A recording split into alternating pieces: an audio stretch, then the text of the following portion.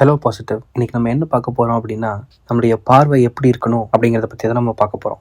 எல்லாமே நம்ம பார்வையில் தான் இருக்குது. ஒரு சின்ன எக்ஸாம்பிளோட ஸ்டார்ட் பண்ணுவோம். உளுந்த வடை எடுத்துக்குவோமே. நேர்மறையாக இருக்கிறவங்க எப்படி யோசிப்பாங்க அப்படின்னா, மொத்த வடையும் பார்ப்பான். ஆனால் எதிர்மறை எண்ணம் உடையவன் எப்படி பார்ப்பான்னு பார்த்தீங்கன்னா, அந்த உளுந்த வடைக்கு நடுவில் கொஞ்சம் கேப் இருக்கும் இல்லையா, அதைத்தான் பார்ப்பான். எதிர்மறை எண்ணம் உள்ளவங்க எப்படின்னு இன்னொரு எக்ஸாம்பிள் சொல்கிறேன். கடவுள் வந்து கதவை தட்டி நான் உனக்கு 1,00,00,000 தரேன்னு சொன்னாலும் நீங்கள் ஏன் கதவை இவ்வளோ சத்தமாக தட்டுறீங்கன்னு கேட்டு கடவுளையே டென்ஷன் பண்ணிடுவான். அப்படிப்பட்ட ஆளுங்க தான் எதிர்மறை எண்ணம் உடையவர்கள். நாம் அப்படி இல்லாமல் பாசிட்டிவாக திங்க் பண்ணுற ஒரு ஆளாக இருக்கணும். வில்லியம் ஷேக்ஸ்பியர் என்ன சொல்கிறாருன்னா, நல்லதும் கெட்டதுன்னு ஒன்றும் இல்லை, எல்லாம் நம்ம பார்க்குற விதத்தில் தான் இருக்குது அப்படின்னு சொல்கிறார். ஒரு நபர் விமானத்தில் பயணிக்க இருக்கிறாரு. அதிக தொகை கொடுத்து டிக்கெட்டே எடுத்துட்டாரு. 2 மணி நேரத்துக்கு முன்னதாகவே அவர் ஏர்போர்ட்டுக்கு கிளம்புறாரு.